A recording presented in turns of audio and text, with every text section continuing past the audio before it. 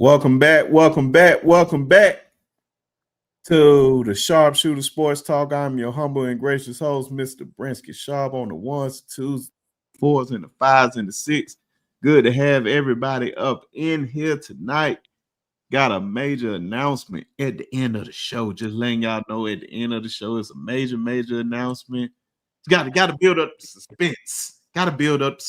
Make you guys stick around a little bit. Got a major announcement after the show, so definitely stick around because you're not gonna want to miss this. But make sure you guys hit that like,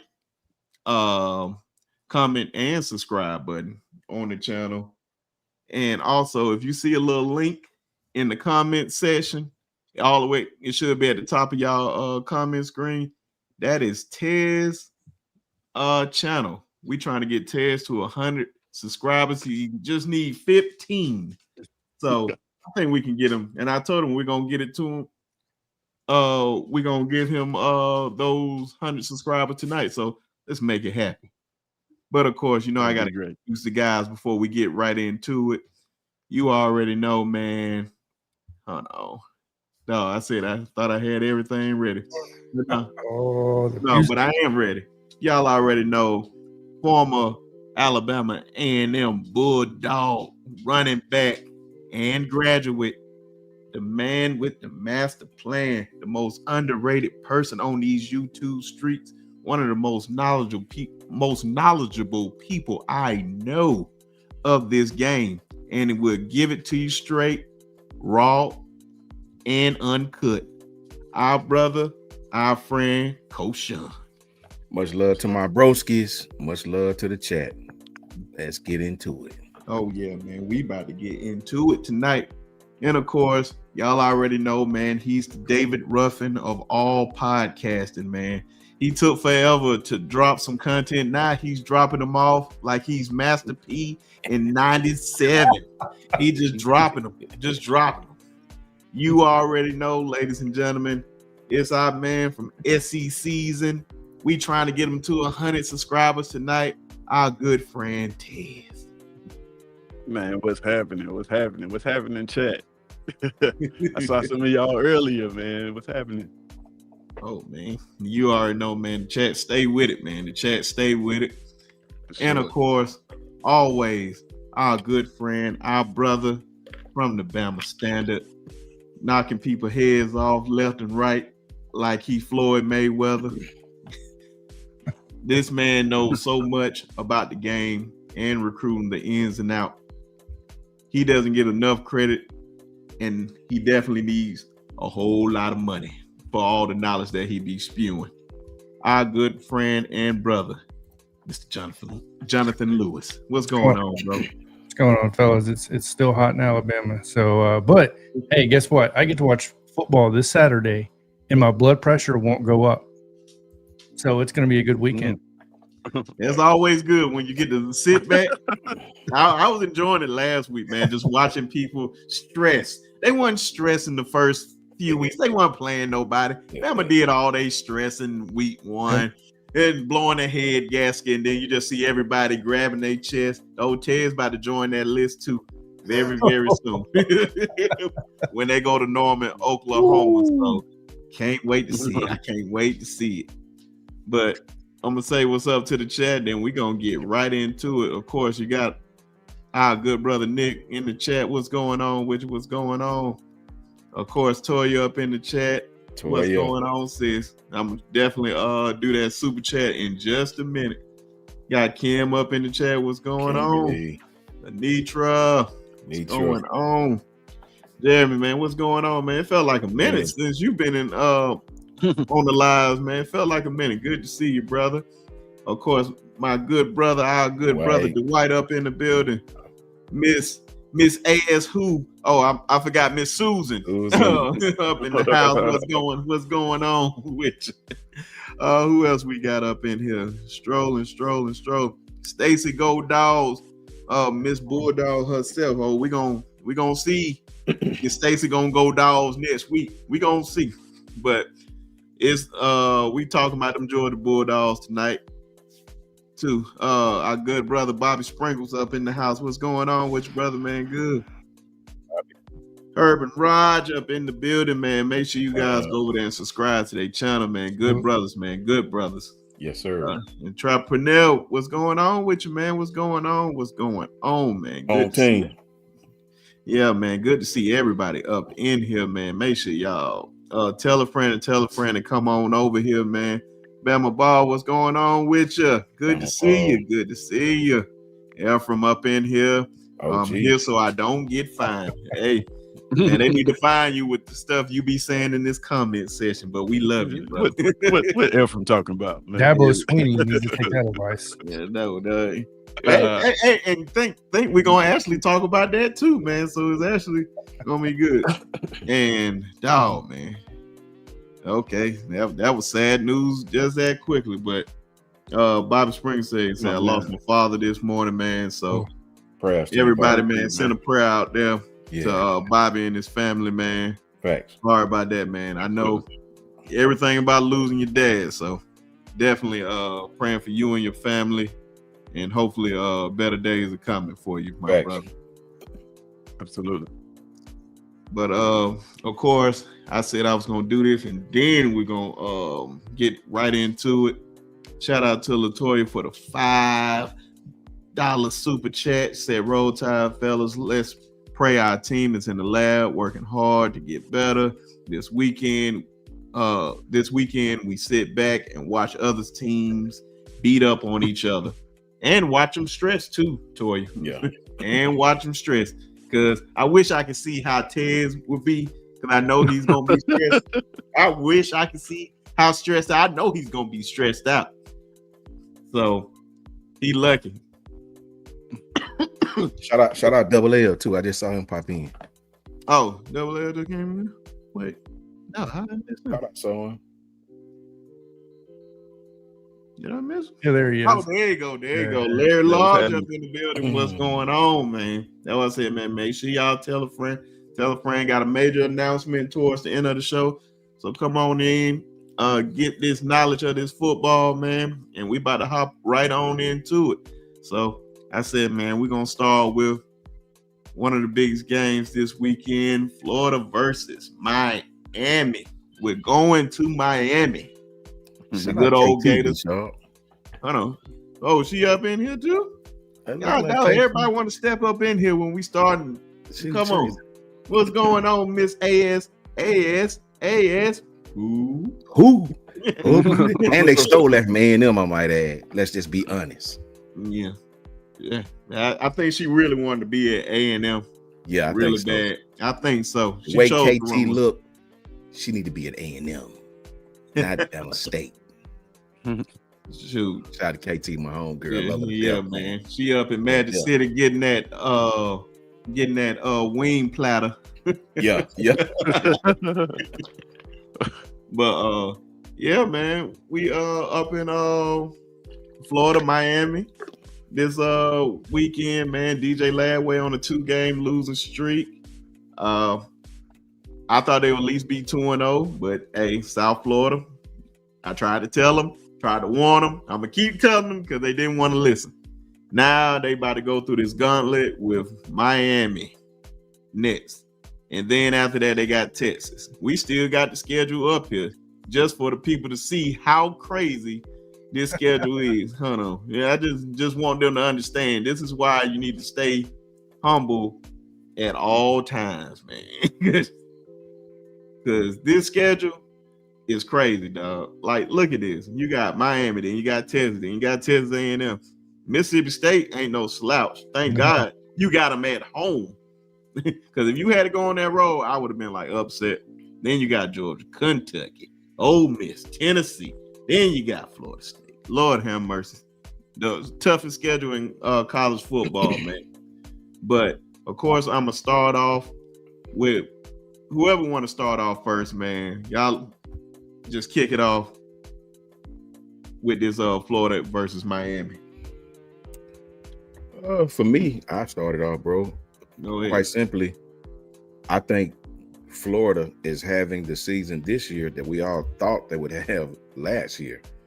I know they ended last year on a great note. I'm not saying they won't do it this year, but Yeah. Man, it ain't looking good right now. It's not looking good at all for Florida. That is a very tough schedule. We all knew that coming into the season. That loss to South Florida really derailed this team, if you ask me. To go to LSU and play tough on defense and then to lose the way they did while still being able to have opportunities to win the football game after 5 turnovers, 5 interceptions. That's tough, man. It doesn't get any easier going into a rivalry game with this team on the road who's playing well right now. All indications are that Miami was going to dump truck their asses. That's all indications. But we all know this is college football, man. The bottom line is Florida's defense, believe it or not, when you really look at how these guys have played, Florida's defense has not really played super bad. I mean, quite frankly. Mm-hmm. These guys have a lot of talent on defense. But as an offensive guy, man, their offensive structure and their offensive scheme confuses me a lot. I've watched these guys and I don't quite understand. I think they are like we were last year. They don't really have an identity at all. I think they're trying to find one. I think they get behind in games and try to throw themselves back into the game, and that just don't really work with a young quarterback. Quite frankly, they hadn't put DJ Lagway in a very good position to be successful, man. Trying to throw the football all those times into a nickel defense, that just wasn't very smart. It falls on Billy Napier's shoulders. He's the head coach. It falls on his shoulders at the end of the day. All indications of these guys are going to get beat this game. You lose to South Florida. You lose 2 straight, man. You lose to LSU.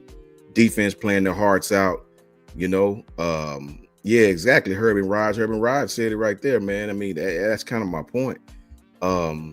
Their defense is not bad, man. The Florida's defense can potentially keep them in every game for a period of time. It's just their offense is terrible almost. It's not even that they have terrible players, bro. I do not understand their scheme. When you look at their structures, the high-low structures in the passing game, I don't quite understand what the hell they're trying to do. Their identity is as lost to me as anything you could possibly think of. So it just doesn't look good for them going on the road to Miami, man. It's a rivalry game. The Miami people have something to prove. They're playing extremely well right now. Their quarterback, Carson Beck, to me, is playing just as well as anybody in the country. And it just don't look good for Florida, man. If when we get to our picks, and my pick will reflect that. That's just pretty much all I got to say about it, man. It doesn't look good for Florida at the moment.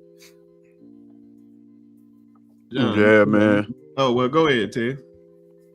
I was about to say, man, everything he said, times 2 almost, I guess. Like, offensively, I wonder if I think what I'm seeing from this is a team last year that played a certain way, and then down the stretch, and then all off season, all these coaches had time to figure out, like, this team can't really throw the ball down the field. Like, they struggled throwing the ball down the field. DJ Lagway has completed 71% of his passes. He's thrown 6 interceptions, 5 of them were in one game. So, like, they are completing a lot of passes behind the line of scrimmage. They aren't really stretching the defense. They're not using the run game it effectively. Like I said, right there. DJ Lagway is, man. I told B Sharp this when we was watching the game last week. It's like, man, he's just not that good of a runner to me. Like, and a lot of people look at him as a dual threat kind of quarterback and his legs being dangerous. But, like, when you watch him run, he's not elusive. He's not making people miss. And he's not lowering his shoulder and running people over either. He's just kind of running and giving himself up in the middle of the field and taking punishment. And it's like, I don't get that part of it. Offensively, I just don't understand it. Defensively, I think they solid up front with Caleb Banks, and the back end of the defense is solid too. Just, man, if y'all watch my channel, when you lose to a group of 5 team, we swapped the logo out, so they're the USF Bulls now. And you got to win another SEC game to get that logo back. You just saw that schedule, bro. They might not win the SEC game. They might not win that Mississippi State game. They may have a new coach by the time they play Mississippi State. Like it is. I don't know, man. It is, like you said, it's the season that I thought that they would have last year, and it doesn't look as if the plan on offense is to win games. I just don't. I don't understand how you have a Jaden Ball in the backfield. He's not a premier rusher in the SEC. You're not handing him the ball. Your center. What's his center name? He's first team all SEC. Yes, Outland. Watch list guy. Yeah, I think Connor Lou. Like what? No, that's Auburn. Yeah, that's Auburn. Yeah, like he's like, you should be running the football. And I just don't get it, man. So are we picking this game yet? No, not yet. I'm about to say. Okay. I'm about to say the only thing is, man, to add on to that, because I want to ask you a question right along with that, because I know Herb put it up. He said, what do you guys think about the rumors of the team not being behind Ladway? This is my first time hearing about it, and if that's true, that's pretty damn shocking compared to how they was coming in from this off season to this season, which is pretty damn surprising to me. But I think Jaden Ball is averaging like 6 yards a carry. So I don't know how you not giving him the ball, because every game I have every run I have literally seen from Florida, he's been toting that football, so I don't understand why. But it's Billy Napier calling the plays, and I think he just gonna live and die by him calling the plays. But what you think about Ladway? I heard saying that about Ladway. Go ahead, John. Okay, so I'll be honest with you. I haven't heard anything about that so far. I'm going to give my take on this game because my take is not very long on this. There's only two questions you need to be asking yourself if you're a Florida fan: is when is Billy Napier fired, and where does DJ Ladway go after that happens? Those are two questions you probably realistically should be asking yourself at this point. The reason why I say this is because DJ Ladway from last year to this year showed zero progression. When you go and watch the film, he looks uncomfortable in the pocket. He lost every little bit of technique he had last season. When you look at his footwork, he throws falling backwards. All you know what I mean? It's just he looks completely uncomfortable. He looks unstable, in my opinion. And this offense as a whole, they have talent there, and that's what worries me. Is when you can sit there and point to guys and go, the talent is there, but the talent isn't being developed. It's not being utilized correctly. So I know a lot of times we put too much blame on the coaching staff, and we need to put more on the players. But where do we sit when a team loses to South Florida with this type of expectation and this schedule ahead of you, and you have this talent and it goes nowhere, right? So, I mean, are you going to be celebrating the Kentucky and Long Island win by the end of the season? Is that where we're at here? Are you going to be celebrating the fact that your only script for throwing is throwing to Eugene Wilson the third behind the line of scrimmage, and hopefully he can make plays? Because that's all we're seeing. We're not seeing any route running 20 yards down the field, right? Everything looks lazy. It looks discombobulated. The defense, in my opinion, looks pretty good. But other than that, I think it's just a failed job on the coaching staff as a whole, from the top all the way to the bottom. And I'm talking from the AD, by the way, who I've never liked there, all the way to the bottom, to the water boy at this point, because you can't go in this, you can't play South Florida and have that type of performance knowing what you have ahead of you. At this point, Miami's about to kick you all up and down the field. In my opinion, this game will not be close. 9.5 is not enough, in my opinion. I think Miami's about to go there and embarrass them. So, I'm sorry. It's the way I feel about it. I don't think Florida's a good team. One player that, man, like I said, man, I've been hyping him up since high school, ever since seeing him at Miami Central, is Ruben Bain. I think Ruben Bain is about to really show the world. If people watch, I think it's in prime time too. I think Ruben Bain about to have a day. About to really have a day on DJ Ladway, especially if he doing all that running around like he did last game. Bro, I expect nothing less than 3 sacks from Ruben Bain by himself. Florida's cooked. Say So Florida is cooked. Sorry, I didn't try to overpower you there. Oh no, you good. No, I just don't see it at this point, man. I know my boy Bobby, he's a big Florida fan, and I kept trying to tell him, man, it's not good signs when your quarterback coming into training camp in a boot and all that. I'm like, if he's coming into training camp on a boot, you think he's gonna get better during the season? He had all season to rest up and heal up and all this, and he coming in here like this, he only gonna take more hits when the season starts. Yeah. Even if he was healthy though, he just got there. He just got there like 3 weeks before the season started. So it ain't like he had time to actually build. That's what the offense looks like. It looks like your quarterback just showed up and you ain't had time to install nothing. So you're just making it up on the fly. I agree with that. And here's the biggest problem I have, because I'm a Billy Napier fan, or I was a huge advocate for Billy. I still think he's a good coach. But the problem for me, what I'm saying is he has the potential. I'm not saying right now for Florida, it's not the best case, whatever. But what I'm getting at is the problem for me is exactly what just got pointed out. It looks like you're day one. It doesn't look like you've established yourself there. You've been there a couple of years and everything else, and your guy's not. No, it looks like you just showed up. And to me, that's a huge red flag. For me, man, and to speak on what Herb and Raj was asking in the chat, man, from a coaching perspective, I mean, when you look at this dude's struggles, man, let's just take the fact that DJ Lagway, forget the fact of his shoulder injuries. The kid was hampered by calf injuries. Forget all of that, right? We get it. Injuries, linger, all of that. Hernia. Yeah, exactly. Sports hernia, whatever the case may be. That's a lot, man. And when you look at when you look at what you see on the football field, I mean, man, this dude's clock management is terrible when you look at it. Some of the things they call on offense, I'll never understand. I don't understand. It looks to me like it's a lack of preparation and discipline. You know what I'm saying?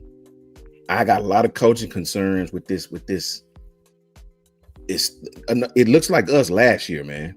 Right? The calls on first down, the lack of even attempt to stay a consistent run game, disciplinary issues. I think they got a coach who just got suspended for that LSU stuff. Yeah, the running back. Yep. Yeah, man. So when you look at all these different things, man, you look at the game script. If you ever want to know what a football team or how good a football team is, look at what they do on third down. Trust me, man. Look at what they do. How consistent are they on third down? Watch a team on third down, and that really tells you how disciplined they are. It tells you if the offensive coordinator has a good pulse on what they're trying to do or not. Just really watch them on third down. That tells you a lot, man. When you look at what they do to this kid, man, having this kid throwing in the double coverage, he's panicking to make a play. The offensive line that we thought was going to be the super strength of this team at major times has not played well. Right. But I will say, man, when teams play these people in man and he's got receivers open, DJ hadn't made the play. He's been very undisciplined. It's like his mental clock is way too fast, right? On play action, this kid ain't, he have 3-step drop, 5-step drop. He's going 2 steps and letting it go, 4 steps and letting it go. It's like it's throwing the timing off. Usually when you have a young quarterback, it's kind of like Ty was in the Florida State game. Your mental clock is trying to move so fast. You're trying to get ahead of the play, right? And it's like, and I get it. The kid hadn't had a lot of reps, with these guys dating back to the summer. The kid probably came in late for his injuries and things like that. I get it. But at the same time, when you watch the offensive script, how do you help a young quarterback in the SEC, especially on the road? The football. And the ball. Run the football. You got to be committed to that, man. You can't get gun shy if they score 7 points. This is why I brag on Georgia a lot, man. It ain't that I'm a Georgia lover. I enjoy and I respect the fact that Georgia coaches know who they are. Georgia went down to Tennessee. They never panicked, man. They never panicked and start flinging the ball all over the field because that's not in their game script. That's not the kind of football team they are. They went out there with this. It might as well have been 0-0 with their game script, right? That's why they win, bro. It's like Alabama was years ago. We didn't panic and go out here and do something that we're not capable of doing, hoping and wishing upon a star. No, your preparation is what you fall back on. it's a complete failure, if you ask me. When you look at their third down script, it tells you that their offense is not quite in sync. Always watch a team on third down. To everybody out there, watch a team on third down if you want to know what kind of game script they're on, if you want to know the synchronization of their offense as opposed to the offensive coordinator in the booth or on the field calling the plays. It's not good right now. It's just not good right now. They completely abandon the running game at times, hoping and wishing upon a star this kid makes a play. Well, this is the SEC, man. This is the SEC. A team if they don't fear your running game, they'll play pass coverage on you. They'll match on the back end and make the quarterback think he's seeing one thing and throw into another. It's so easy to confuse a young quarterback that hadn't had a lot of experience. Don't give a damn how talented you are. It's so easy, man. I promise you. So when you're an offensive guy, you got to run the football, man. Do you know the purpose of running the football? Like the purpose of running the football, even if you're not successful, you know what the running game does? Just the sheer fact that you're trying to run the football, it makes the defense adjust to you, right? Because you're taking the air out the football, 3 yards, 4 yards, 2 yards, 5 yards to you. It makes the team bring people up into the front seven to stop the run, to keep you from getting first downs, to keep you from extending drives. That's the whole point of the running game. If you do not have any symptom of the run game within your criteria at all, then they'll just sit on your routes. And that's exactly what they did to DJ, man. They'll just sit on them the whole game. We don't fear you running the game at all. And then you're putting the entire game into the quarterback's hands. And I don't know many quarterbacks this side of Jaden Daniels or Peyton Dan Manning that can beat an entire defense just on any given Saturday. I just don't know many that can do that. And that's just what Florida's problem is right now, man. Their offense is so out of sync. The offensive line is not playing well. The game script is just trying to reach into a bag with his eyes closed and pull out something. And you're hoping and wishing upon a star that this 5-star quarterback can help you. When really you're not helping him at all. Right. And I promise you, if you watch these guys, you'll see just that. 100%. Yeah. You told no lies, man. You are telling no lies, man. I feel like I think it was Link that put it in the comment section, said he need to hire a new OC. Link, I don't even think that time is past, man. Like that time is past. He should have been did that a long time ago. What year is this for him? Year 3. Year 3 or year 4? This is I believe it's year 4, season 4. Right? Yeah. No, is it season 3? No, this season 4. Just season 4. Okay. Anybody correct us in case we're wrong. I think it's year 4. No. I think year 3 was last year when we thought he was like, man, this schedule's so bad. He about to get up out of here. But I think a question. Sorry. No, go ahead. I got a question for Coach Shawn, you guys that know this stuff. So Billy Napier is the play caller, essentially. So my big question is, as an offensive coordinator, what really is your job? I know calling plays isn't the whole job, obviously. But my question is, like, why do you have an offensive coordinator but not let him call plays, like, at all? Because that's just a staple of Billy Napier. Like, can your coaches, I guess the second part of that question would be, can your coaches grow as an offense coordinator without being able to call plays and stuff? Man, I can honestly tell you, I've never been in that situation to where my head coach called the plays. I've never quite been in that situation. We always had a coordinator, and the offense coordinator that I've always been involved with, they was over everything offensively. They could come into the offensive line room and sit. They could come in the receiver room and sit, the running back room and sit. They had, what is the term that the police, they have jurisdiction over anything offense, right? They get on the offensive coordinator. They get on the offensive line coach. If such and such is not doing what he's supposed to do, they have the final say of everything offense. That's just the bottom line. As far as the head coach being the offensive coordinator, in college, that's very, very tough, man, because in college, the head coach has so much other responsibilities. I'm talking about off the field stuff, speaking engagement, this, that, and the third. So many things you're doing in practice. It's very rare that you see the head coach being the coordinator. If they do, it's not for very long. They always get those rights up a year or two later because it just don't go right? I have never had a head coach that call plays, but I don't understand how that could be successful a lot, being that The head coach has so many responsibilities. To be the offensive coordinator, man, you practically have to focus all your energies on the offense, because you're overseeing the offensive line, you're overseeing this, you're overseeing that, you're in every position on the offense. I don't understand how a head coach could do that unless you just have this great defensive coordinator that you've been coaching with for years and you trust him to run everything on your defense. I think Ryan Day back in the day used to do that, and they was getting there. They just never was winning until he got my man from Oregon to somebody he trusted, somebody who he had coached with before or was a player with, whatever the case. I know him and Chip had a relationship. Yeah. So I don't know that, John, because I've never been a part of a head coach that called offensive or defensive plays for that matter. Now, the head coach is always going to get involved. You know, just like I said, the offensive coordinator trumps everybody on that thing. The head coach out trump him. You know, I have had all my head coaches have always got involved with everything, right? But as far as being the coordinator, calling plays, everything, adjustments, hots, reads, that take up your whole practice time, right? That type of coaching abilities take up your whole practice time. I don't understand how you the head coach and have time to be over everything offensively. I just don't understand that. I've never seen it work out well as far as me being a player. Even when in high school, I've never been a part of a head coach that called offensive plays all the time. It happened, but I've just never been a part of it. Does Ole Miss they have an offensive coordinator, but Lane Kiffin still calls the plays. So that's like it brings me my attention to what we do with Hugh Freeze and bringing in Derek Nix, and I don't know if y'all remember this, but when we signed Derek Nix from Ole Miss, it was a big thing about him calling plays because of his buyout. We wouldn't have to pay a buyout if his job wasn't a lateral move. So he was just the offensive coordinator at Ole Miss. He wasn't a play caller.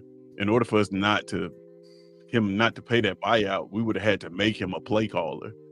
So to be an upgrade. So like it happens, I guess. I mean, Auburn's a perfect team because you look at, we paid DJ Durkin all that money, right?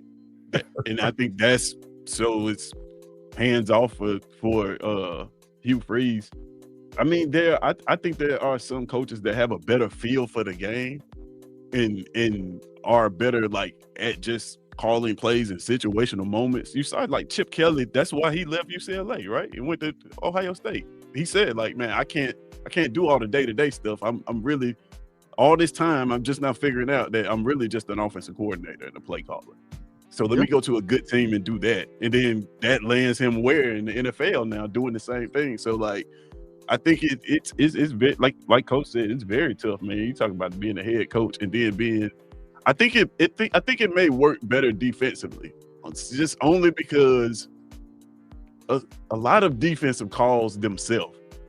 a lot of the defense is reactionary, so it just kind of calls itself. You install the system, you put it on the field, and hope that it runs. You may have to call some special things in situational moments, but on offense, you're talking about calling every single play. You running the ball to set up something in the third quarter, and that takes planning and time, and you got to install all that stuff and get all the kids on the same page. And you talking about all the head coaching stuff where you got to go shake hands and kiss babies and do all that stuff while you need to be game planning. It's like I don't know how you could do it offensively. Defensively, maybe, but offensively, nah.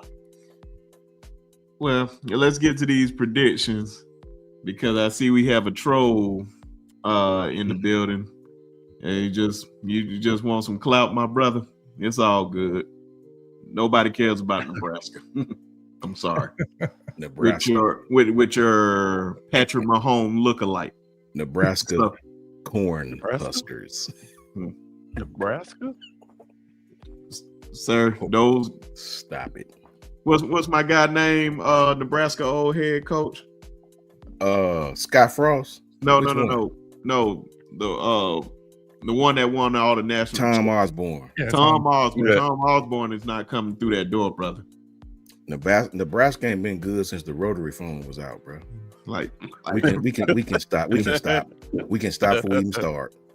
I respect it though. I respect it. Yeah, I respect Tom Osborne, Yeah. but what you talking about is a bunch of horse. But let's give our predictions so we can move on to this next game. We start with you, Coach Shawn. What you think? On which one? Oh, Florida and Miami. My fault. As far as a prediction, wait, hold on. Let John go. My daughter calling me. No, Hold no, on. no. It's all good, brother. I'm about to say, go ahead, John. So I know Vegas, I think, has it at 9.5. I don't think that's going to be enough. I personally think it's not going to be a lot more than that, but I definitely am going to take Miami in this game. It's at home.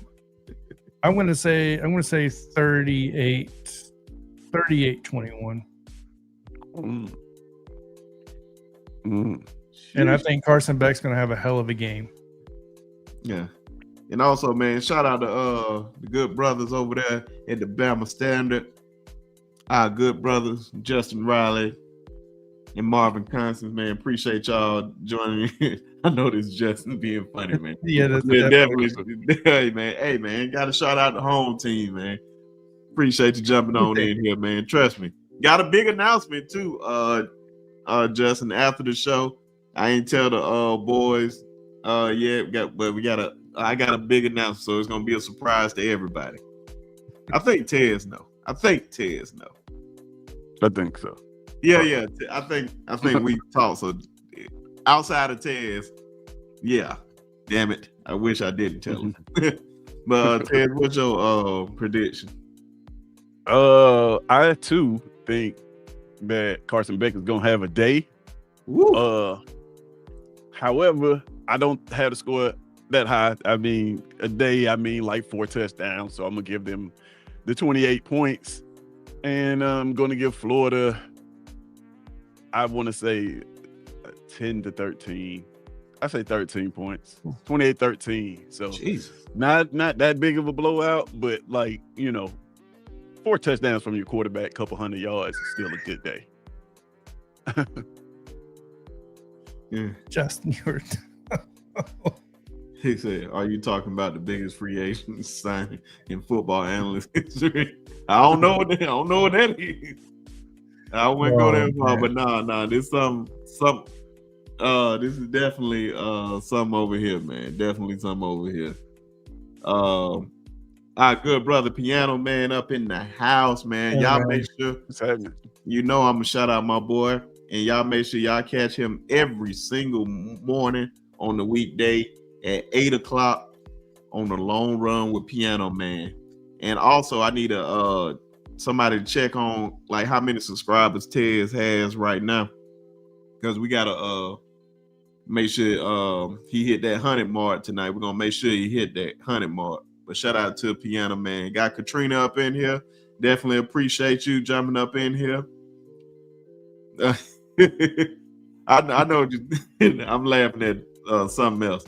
But yeah, man, appreciate you jumping on in here, Katrina. I think I seen Bone up in here. It was other people up in here. Of course, man, look at my brother right there. Good old Coach I jumping up in the building. Yeah, he said, "What's good, B Sharp?" Oh yeah, and definitely can't wait to see you and Tez go at it when y'all play each other too. When them Auburn Tigers, when y'all go down to Auburn to see those Auburn Tigers, that should be a good debate between y'all two. We'll learn a lot about y'all by then. But shout out to our good brother Coach I and them Georgia Bulldogs. We're gonna beat that ass next week though. Just gotta let you know that. I'm sorry. It's hate week. I don't know you. I'm just being nice right now. I don't know you. But I think my prediction gonna be, man, I'm gonna pick I got Miami winning 38-21. I just don't see it with Florida right now, man. I don't need it. It'd be one thing if they're clicking. The defense is elite, and I'm not just saying they're just going to just keep just airing it out on the defense. The only problem that I have is that the offense cannot sustain drives, and it's going to have that defense tired because the defense is elite in my eyes. I believe that defense is solid, but I don't think they can sustain drive. I don't know if DJ his mental is there right now, But if they can go out there and get this win, that can be a big turnaround for them for the season. But it's gonna be tough to go into Miami and get that win. Coach Shawn, you gave a prediction before we move on. Yeah, I don't think they're gonna blow Florida out. I think Florida gonna have some pride this game. It's a rivalry game still. I mean, yeah, Florida's offense is terrible, one of the worst in the country. You know, I just don't believe they're gonna go out there and lay down in this game, the Miami game. You coming off a 2-game skid, man. The defense in both of those games had their moments. Miami is playing as well as anybody right now. I think Miami's gonna win the game. I think it's gonna be more of a 24-14-ish. I'd probably say Miami by 10. You know what I mean? Somewhere along in there, 24-14, 27-17, somewhere along in there. Ooh, okay. That's what I had, Coach. I had 28-13. Somewhere like I say 10 like points, give or take. I say give or take 10 points. I think Miami probably win by 10, something like that. So you're still taking the spread though. What's the spread? 9.5 is the spread. Yeah, I think that's about right. And then I think I'm gonna ask the last one so everybody can give a quick answer. Over under 9.5. I'm going over. Oh yeah, over. Over and under what? 9.5. Miami. Yeah, they cover. Yeah, I think they beat them by like 9. I think by 10 points. Yeah. So everybody taking over. So we just helping out the bettors out there. Just helping out the bettors. And of course, y'all already know, man. We're gonna move on to the next game. Like I said, man, got a big announcement after the show. So y'all stay tuned for that. It's something special for next week. So very, very special for next week. But of course, Auburn versus Oklahoma. Ooh, those shout out Coach I. Shout out, I ain't see Coach I. Coach I, man. Coach I up in the chat. Coach man. I, we got to get together this coming up week, man. Oh yeah. I don't want to hear no excuses. So find a way. We got to collab together. And bring Shawty with you. Bring him with you. Please bring Shawty. You're gonna need some help. Yeah. You're gonna need some help. Yeah. But Auburn versus Oklahoma. Those good old Auburn Tigers get to go into the Boomer Land. Be sharp if you don't mind. Let the combatant of Tez go last. I want to hear his take. I really do want to hear his take. No problem whatsoever, man. No problem whatsoever. You know I gotta let my guys start this off, and then we got our guy Bishop Frank up in the building, Mr. Oklahoma himself. Oh my God, that's a hell of a tailgate for you, man. Wow. Johnny Cake. I don't know what Johnny Case is, but it sounds good. It sounds good. Anybody know what Johnny Case is? Put it in the chat, please. I think that's like hot water cornbread, isn't it? Hot water cornbread. Is that what they call it? We call it hot water cornbread. That's what it is. Yeah, that's what I like. I think that's what it is. Let us know, man. I think is they pancakes or something like that? I don't know. It looked like pancakes, but it's cornbread. Yeah, I know about hot water cornbread, of course.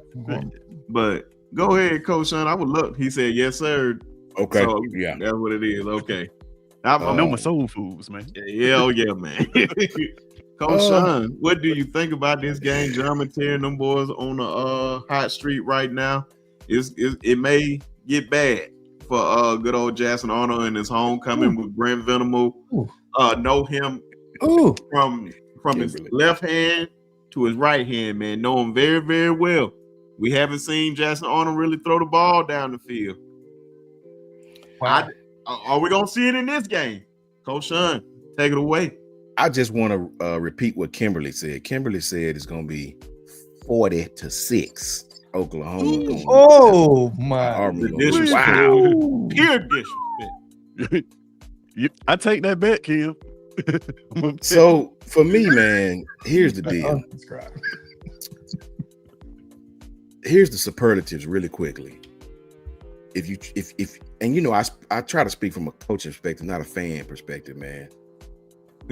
If it's one team that understands the weaknesses of Jackson Arnold, it's this one. If it's one team that understands what he does not do well, what he does not face well, what he does not read well, if it's one team that understands his injuries, weaknesses, offhand, strong hand, short route, high, low, deep dig. If it's one team to understand what he does not throw well, do well, and what he does do it is this one. With that being said, I think Hugh Freeze, if I'm aware of that, I'm pretty positive Hugh Freeze is aware of that. I think the only way Auburn wins this football game is they're going to have to get the wide receivers involved with this game, because Brent Venables is going to put this game on Jackson Arnold. They are not going to allow you guys to run the football on them. Oklahoma has one of the strongest defenses in the country. TPGR, what's up with you? Oklahoma's defense is one of the best, man. These guys are physical. They fast as hell. They believe in stunting. They believe in twists. They believe in bringing pressures, simulated pressures. They believe in mixing it up, man, to make your quarterback have a bad day. Brent has made his bones on that, man. I don't think Auburn's going to be able to run the football consistently against this team. I don't even think Hugh Freeze is going to be patient enough to keep trying to run the ball. I think he's going to have to. I think Jackson Arnold is going to have to be very aggressive in what they do with him in the quarterback counter read market. I think Oklahoma knows that. I think plays in the passing game for Auburn is the only chance they have. Now, here's the superlative for Auburn. Whenever Oklahoma plays man with single high safety, Auburn will have the best receiving crew that Oklahoma has faced. Better than Michigan's, better than any team that Oklahoma has played this year. This receiving core will be the best they've faced. We need the little dude from Georgia Tech to stop being hurt and step up and do something in this game. We need the guy who come out with Ryan, the other kid, the other tall receiver, one of the best in the country, to show it. If you can't show it in big games like this, man, miss me with that I'm the best BS. I don't care about all that. The bottom line is the passing plays for Auburn will be there. Trust and believe. If you just wait for the game and to come back here and question me on this. The pass plays for Auburn, the opportunities in the pass game will be there. Trust me. When this man have single coverage, they got to take it. They got to take it. You know what I'm saying? You're not going to be able to just line up and appreciate your Bishop. Much love to you, OG. You ain't going to be able to just line up and run the ball in Oklahoma. I personally don't think nobody in the country is going to be able to line up. And I think Oklahoma going to whip Texas ass this year. I don't think nobody in the country can run against that defense what I've seen from Oklahoma. I just don't believe it. I didn't realize they was that fast up front. I didn't realize they was that deep up front. I didn't understand that Oklahoma was that good in the front seven. I do believe Auburn can have some wins in the secondary. I do believe that. I do believe when Venables go single high safety, he's going to make Jackson Arnold prove. Now, Brent is not stubborn like Wisconsin. If you hit a few passes on Brent will adjust. But I think he's going to make Jackson Arnold, I would make him prove that he can throw the football. We hadn't seen Jackson Arnold go out and throw for 300 yards, right? So this is going to be Auburn's offense versus Oklahoma's defense. I don't think it's going to be the other way around, because I think John Mateer is going to get his. I think Auburn's defense is going to have some wins. I think they'll pressure Mateer into a mistake or two. Mateer is a gunslinger, and he'll pull that thing and run it, right? But I think the game is going to lie, and it's ironic, but I think it's going to lie on Jackson Arnold. I really do. Can Auburn's offense on the road score enough points to keep them in this game, right? When you get picks, I'll give you my pick, but I think that's going to be the football game. Can Jackson Arnold take advantage of the pass plays that will be available, because they are not going to let you run the football on them? You can take that to the bank. John, what's your thoughts, brother? Coach Shawn coming to your hot, man, letting us know. Did you want to shout out Latoya first, member for 2 months? Oh yeah. My fault. She said, of course, Toya being a member for 2 months. Shout out to that, man. Appreciate always showing your love and loyalty. I don't know how I missed this. But be sure I tell Sarah I said hi, and I apologize in advance for what Bama is about to do to her dogs, man. Oh yeah, man. I'm hoping so, man. I'm watching the game by myself, man. I don't need all that over there like yay, and I'm pissed off and they make a play and all that. I don't want all that. And also, since we in the middle of talking about that, happy, because I wasn't on live when it happened, when her birthday was going on, but happy belated birthday to my wife, my dog, my girl, Sarah. So I know she's watching. She probably had a little one. So happy birthday. So if everybody can Happy birthday. Happy birthday. happy birthday out there. I appreciate it. But go ahead, John. My fault. So I have to agree with Coach Shawn 100% on this. I don't see a way for Auburn to win this game. And I look at it as thanks, Lisa. Shout out to her. She's now a member, Lisa Ross. Here's the issue I have with this. I'm not going to say it's a blowout just yet. I'm going to think about this a little bit longer before I say something like that. But here is what I'm going to say. We know what we're getting from the Oklahoma defense, right? So we saw it last year. I thought they were one of the best. I think everybody can agree they were one of the best, not just in the SEC, but in the country last year. Then I look at, did they get better or worse on offense? Well, they got a guy by the name of John Mateer, which everybody on this panel should know by now I'm very high on. I said I put him as the number one quarterback by the end of the year in the SEC. So I think he makes that big of a difference. I think he at least will be a top 4 to 5 SEC QB for sure by the end of the year. He makes that big of a difference. I think you haven't seen not get enough runs yet. I think their offense looks way more explosive this year than last year. I think last year was very misleading. 6 or 7 injured wide receivers. Their offensive line was all out of sorts. I feel like they brought in a new offensive coordinator along with Mateer, who he worked with previously at Washington State. So there's definitely some consistency there. But I think what it comes down to is I don't know how Auburn is going to beat Brent Venables' defense. It's just what it comes down to. It's as simple as that. I can't speak on everything as good as Coach Shawn when you talk about single high safety and all that. I can say it's going to be a single high safety, which means you're going to get one-on-one opportunities on the outside. Cam Coleman and Singleton is going to get plenty of opportunities. We know that. It's going to be basically what Nick Saban used to do. He's going to line up, he's going to stack up box and dare you to throw down the field on him. That's what's going to happen. And I think Cam Coleman, I think Singleton will win a couple of those matchups. I think it will happen. But is it enough for it to change the game against Mateer in Oklahoma's offense? I just don't know, especially when you consider who the quarterback on the other side is in Jackson Arnold. I'm a high advocate for Jackson Arnold. I have been since high school. I made videos on Jackson Arnold. But what I saw last year was complete turmoil. What I saw this year is a slight improvement from last year. Yes, it's definitely an improvement. You got Hugh Freeze, you got that offense. I understand all that. I just can't find a way to make an angle to where Auburn can win this game. I'll be honest with you. I can't find it. That's all I'm going to say on that. Yeah, man. Like you guys said, I stepped away for a second. But shout out to the good sis, our good sis Lisa Rawls. I don't have my title towel on me, but I would definitely be waving it to let Tez know where we at, where he at right now. But now I'm appreciate you becoming a member. Appreciate everybody else. I'm gonna drop that membership. Well, the membership link is in the description if you want to join, and so are these guys' channels. But like I was saying, man, they need to win these one-on-one battles, and they're definitely gonna have their one-on-one battles.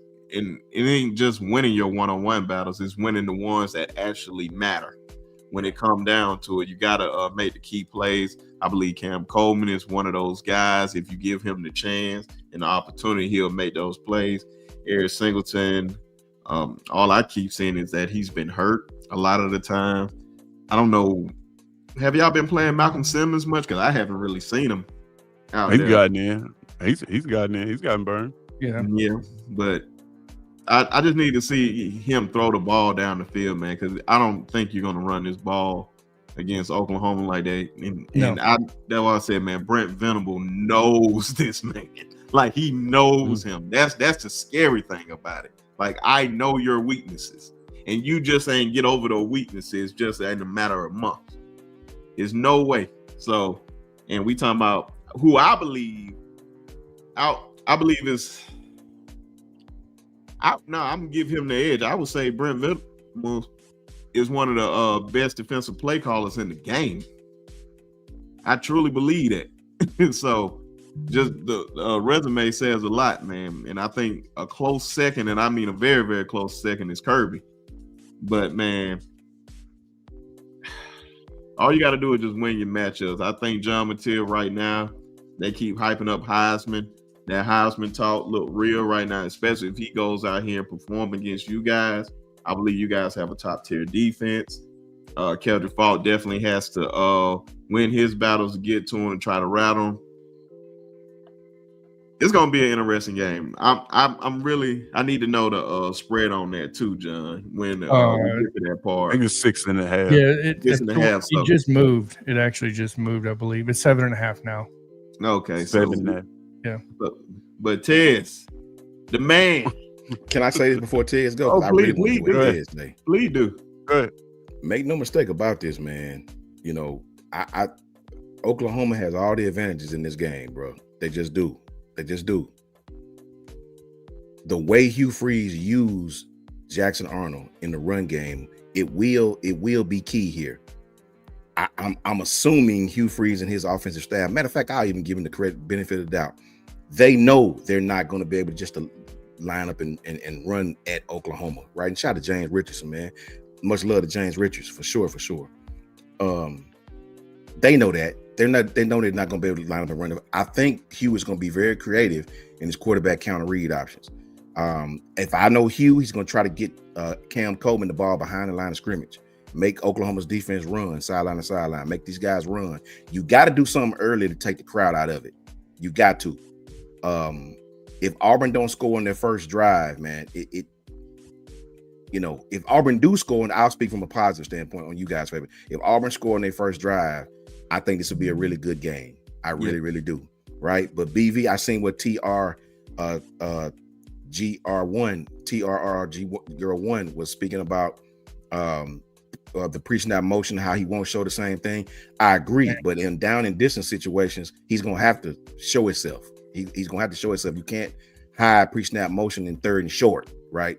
You got to just line up in what it is. You got to show what it is. Down and distance is what create those opportunities for you to do that on defense. If it's in third and short all the time, it don't matter it sort of don't even matter what you're in at that point in time, because third and short, the playbook is wide ass open. It don't even matter what you do on defense. Look for Auburn to really get on the perimeter. They're going to try to get on the perimeter. I don't think they're going to try to test them in between the trenches. It's just like me having a young player. I know what this player don't do well. What's up, Christian? Roll Tide to you, man. I know what this player don't do well. And the one thing that I am concerned with Auburn about is, and this don't make it right, I'm just saying this is a personal thing.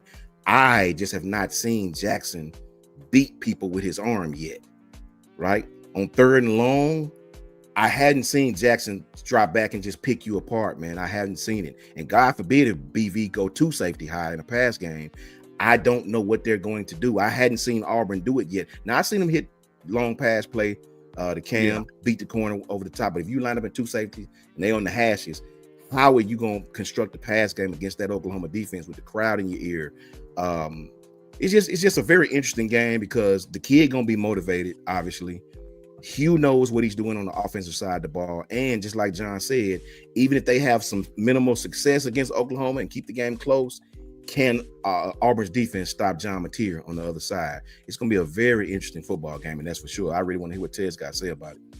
I think before I'm going to say something real quick. I think Bishop was the one that said it. He was like, it's going to be a heavyweight fight. I believe it's going to be a very physical game. I do, yeah. So, man, it's just going to be like jab, jab. It's going to be one of those, who's going to throw the first haymaker? Who's going to break first? And it's going to be very, very interesting. I just suggest if Auburn let Oklahoma get off on them early, I don't see no way they get coming back. That's the bad part, Brinsky. What Brinsky said is very, very important. If Auburn get off to a bad start on these guys and go 3 and out maybe 2-3 times, Tez, this could go left quick. You know what I'm saying? You know, it could. I don't think Auburn's defense is going to allow that. But if your defense is out there way too long, right? Bama fans know this better than anybody. If your defense is out there playing hard, stopping Mateer, and your offense is doing nothing, look for third and fourth quarters, man. Your offense has got to score some points on the road at Oklahoma in a place like that. That's what Michigan problem. Michigan could not score on these dudes, man. You can't just leave your defense out there, faulting them out there to try to fight the battle. Your offense has got to come in and do something, man, because they're going to have to. They're going to have to. Yeah, I mean, so I honestly disagree with most people about this game. Even on the Auburn channels, I disagree with them. Man, I think the question is going to be defense. I think we're looking at this completely the wrong way. I think the question is going to be, can our defense corral that offense? Because that's what we've seen on the field. Through these 3 games, honestly, the offense has looked like it is competent. It looks like there's a plan. Now, you can argue whether that plan will work, but it looks like they went through training camp and they have put something together in all 3 of these games. What the question has been, surprisingly, is defense. Against Baylor, there was tackling issues. Against Ball State, we had miscues and issues. Against South Alabama, we had miscues and issues on defense where we were just playing soft.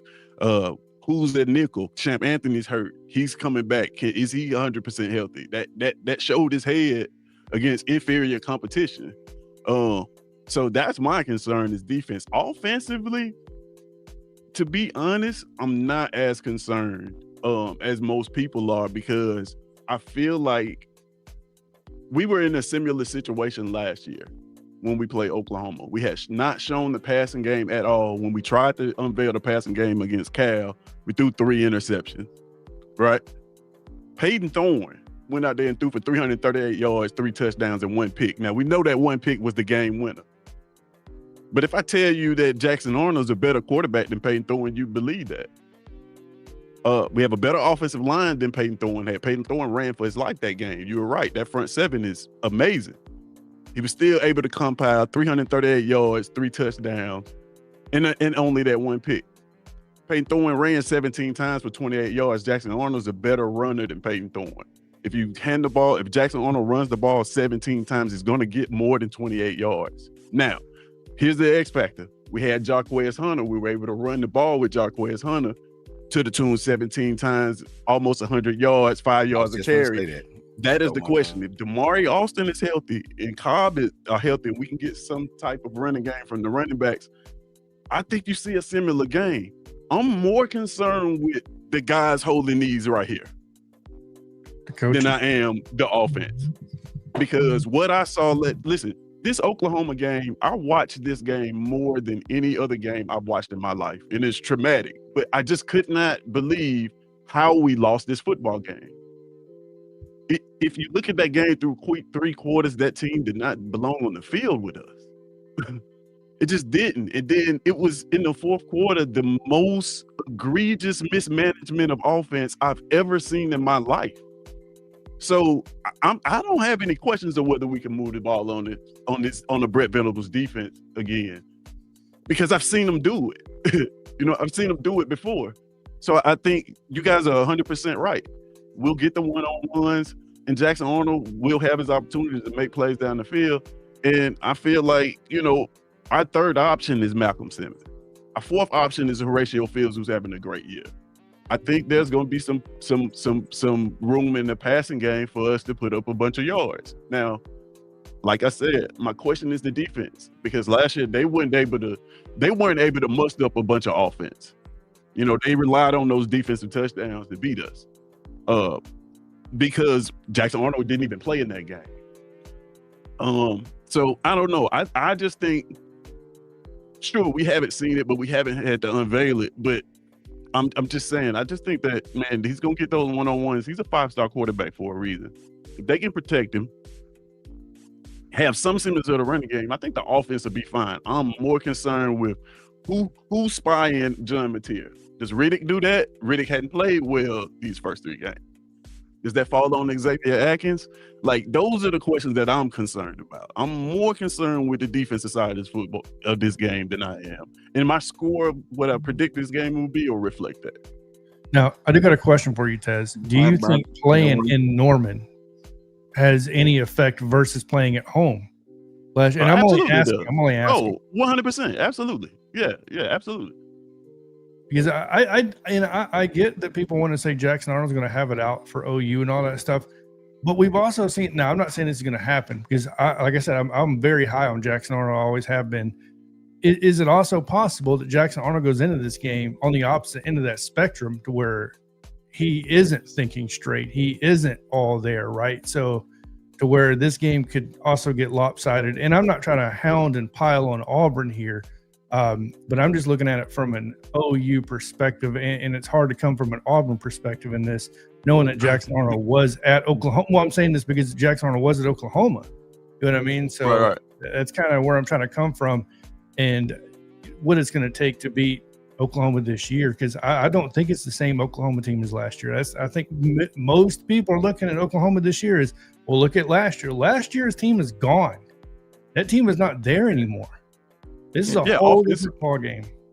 Go ahead, sorry. Yeah, that's what I'm saying. Like defensively, I think, this last year's defense was great. Last year's defense was great. Did they get better? Absolutely. The reason why this is not Oklahoma's team from last year is what they have on the offensive side of the ball. Yeah, absolutely. So that's what I'm saying. That is my concern. I think Brett Venables, this is what I want to say. One thing Hugh Freeze does, Coach Shawn kind of alluded to this. One thing Hugh Freeze does very well is he uses formations to put you in a position where if you try to disguise plays, you put players in conflict. Oh, okay. He uses motion and that's why if you think back to the 3rd and 6 when they had to pick the Kip 6, they call it. I couldn't understand why he came out in this base 5 wide and they were able to disguise his play. And like he had been so creative the rest of that game that was just so peculiar. Because the one thing, if you see it if you see us play, he'll put Eric Singleton in motion, and he'll create 4 receivers to a side. And like if you disguising in that, you are in trouble. Like, especially if they decide to run the football. And on the single receiver side, you got Cam Coleman. The pieces matter. You know what I'm saying? So he's very good at that. But I just don't think, like I said, I'm not saying that we go out there and I'm not saying 40, 50 points. You know what I'm saying? Yeah. I'm not saying that, but I'm just saying last year score is 28-21. If this score is the same in reverse, I could see that. Now I got a question for you real quick before we finish off on this. How has his Jackson Arnold's deep ball looked this year? Because I'll be honest with you, I have not watched a whole lot of Auburn's film this year. I mean, he's only had to throw. I can count him on one hand. Okay. He's probably hit on he's probably hit on maybe 50% of them. He looks good throwing it, but sometimes you miss them, sometimes you don't. I think the one thing that I just wanted to ask, well, it really wasn't no ask. It was just really and thank you, Nick, man. If 62 people watching, man, make sure y'all hit that like button. Zero, dog. It helps. It helps with the channel and everything. So just hit the like button. I appreciate y'all. But the thing that what you said, of course, different home fields gonna be a factor. But I think the one thing you didn't take into account from last year game to this year game, those players got another year healthy. They have guys that came in. David Stone is going to be a bit factor in this game. Yeah. Hawkins last year was pretty much limited, just really running the ball and throwing little short passes here and there. So John Mateer is really going to expand that out for the defense to get some rest. And the one thing that's really a bit factor is Jackson Arnold. I'm about to say y'all had Peyton Thorne. I'm about to say, but the problem with that, y'all got Jackson Arnold, and Brent Venables knows Jackson Arnold. He knows his weaknesses. He knows what he likes to do. That's why I say he's not going to give up all those tendencies in just a couple of months. He know his bad habits. So that's why I think it's going to be interesting. That's fair. I want to add this to what Brinsky said, really what Ted said. I hear you, Kyle Dupuis. I hear you. But Baylor's, you might want to go look. Baylor is one of the worst defenses in the country, brother. Go look at them. They through three games, they've been at the bottom of every category, bro. Their secondary is god awful. Their front seven is nothing like what you're gonna listen, man. The truth is in the details. If you ever want to find the truth in anything, just look at the details. They will never lie to you. You know what I mean? Auburn is going to have to throw the ball against this team. See, the one thing I do disagree with Tez is I think it's going to be the other way. I think John Mateer is going to get his, and there's nothing Auburn going to be able to do about it. Nothing, right? How much of that Auburn allow is going to be the question to me, right? I think John Mateer is not going to be stopped by nobody in the country. I just think Auburn has to limit him, right? And Auburn has the defense to do that. What I think is going to come down to is the other side of the ball. Can Jackson Arnold do anything against that defense? Jackson Arnold is going to have to score some points. Now, really quickly, Hugh Freeze understands how to use players, right? Right. I can't take nothing from Hugh Freeze. He's a good offensive coordinator, man. He had us on the ropes. The bottom line is the dude know how to use quarterbacks. I don't know. At some point, you're going to be in third and long, and a quarterback counter read ain't going to cut it every time. You're going to have to drop back and throw the football, man. Right? Right. I just believe the game will be won or lost on y'all's offense. I think y'all defense and their offense is going to do their thing. I think Auburn's defense is going to stop them a few times. I think Oklahoma's offense is going to score on you a few times. The question is going to be, can you score enough points on them? To me, with that quarterback that you guys have, the way they're going to play y'all, they're not going. Yeah. I just the third down is going to be the key to me, man. How often are you guys in third and long? How often are you guys in third and short? If they let Auburn get third and short, Hugh can draw up some that extend the game. We haven't had. I think they said. I think the stat I read is all year we've been in third and six or longer. So like when people say they hadn't seen us throw the football down the field, we haven't had to. It's like if you've only had third or six or longest, I agree. Like you'd be dumb to be throwing the football around, right? So that's also what I'm looking for. What are we doing on first and second down? Can we create those third and shorts? If we can't create those third and shorts, then it's gonna be a long day whether we can run the football or not. Facts.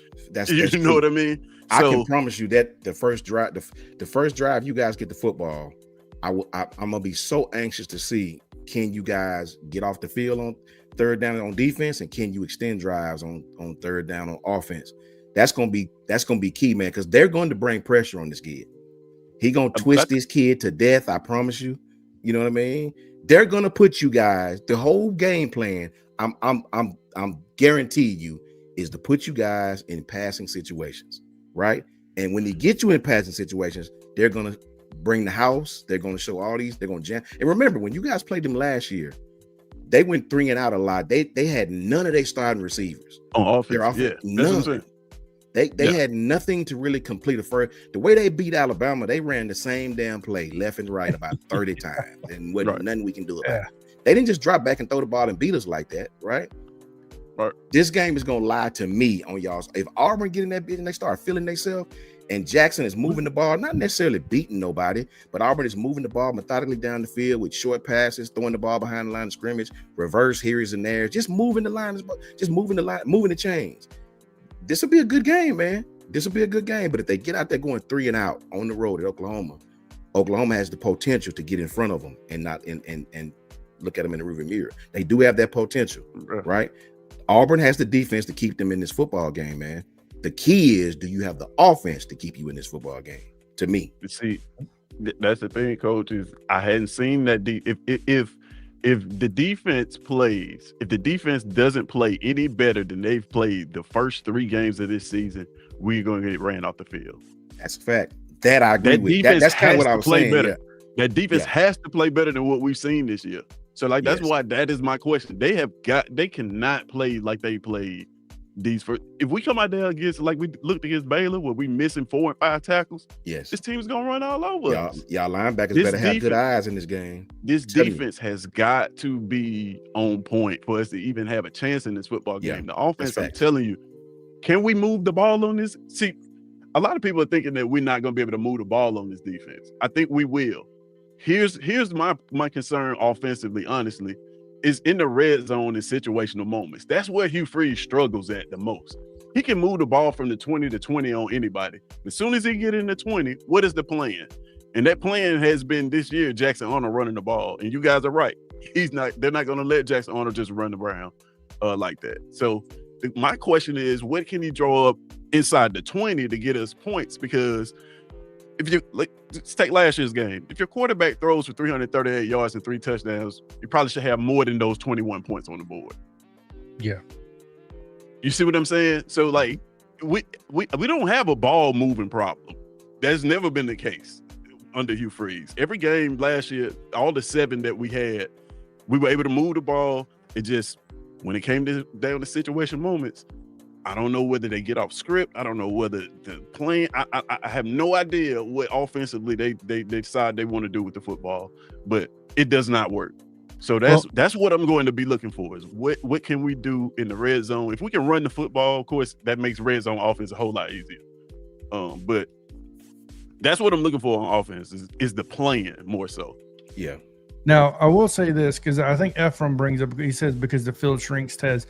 Now, right. No, absolutely. I feel like Hugh Freeze is that style of play caller to where the more grass he has to work with, the better it's going to look. And the better it's going to execute, in my opinion. And I feel like that's what distinguishes from me, the play callers, like great to elite, is like the Sarkisians. That Sark offense did not come off of that. When it was in the red zone, it was just as efficient as if he had 80 yards in front of him. It's definitely a good take though, Ephraim. I know. Just for us to finish off, because I know we got 2 more things, and they pretty much gonna be quick. Before, still got the big announcement, and closer to that big announcement. But what's the spread on this again? It's a 7.5. 7.5. It moved to 7.5. So I'm gonna go with the over. I'm picking Oklahoma, but I think it's gonna be a battle. But I think Oklahoma's gonna prevail. I think it's gonna be a good 30 to 21. And I got Oklahoma winning. Oh, any one of y'all can go. I say I think these teams are gonna score some points, man. I'm putting my faith in Auburn that they're gonna score some points. That Jackson is gonna come out and score some points, man. I say 34-24. I say Oklahoma get you. I say I'm like I say, man, I think Auburn their defense can play. I just don't know what Jackson Arnold is going to do in 3rd and 10, 3rd and 8, 3rd and 9. I just hadn't seen it. I don't know what Jackson Arnold.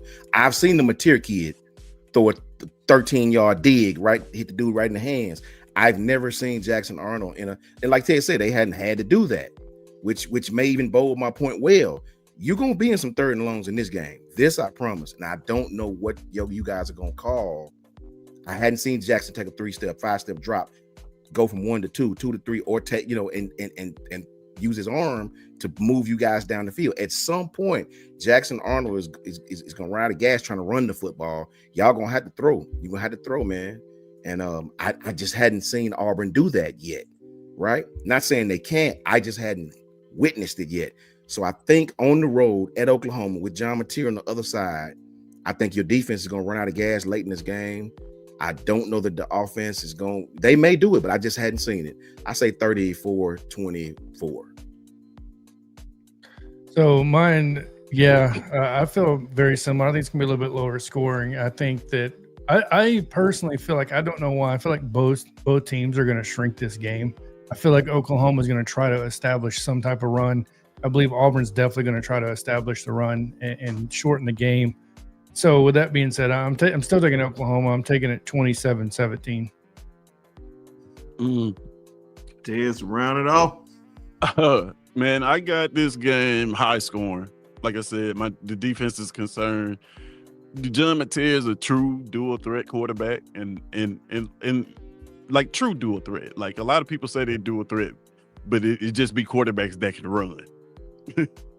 That don't make you a dual threat quarterback. Like, no, this guy his MO is to run and pass. Like, he's a true dual threat quarterback. And I think that gives us trouble. But I think that we survived this game, man, in the high scoring football game. I'm saying 35-28. Bad guys. Wow, why am I not surprised by that pick? I'm not surprised by the pick, but the score is very, very interesting. But of course, man, like I told y'all, man, we're getting closer and closer to that announcement.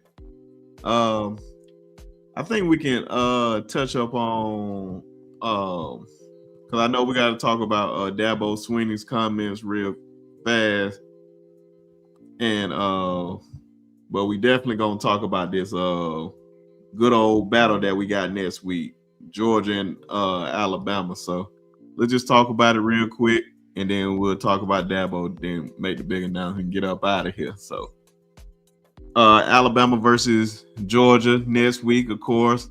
A lot of us are Bama fans, so we try to be unbiased as possible. I know a lot of folks was expecting Georgia to have a down year. That is speaking like a true homer.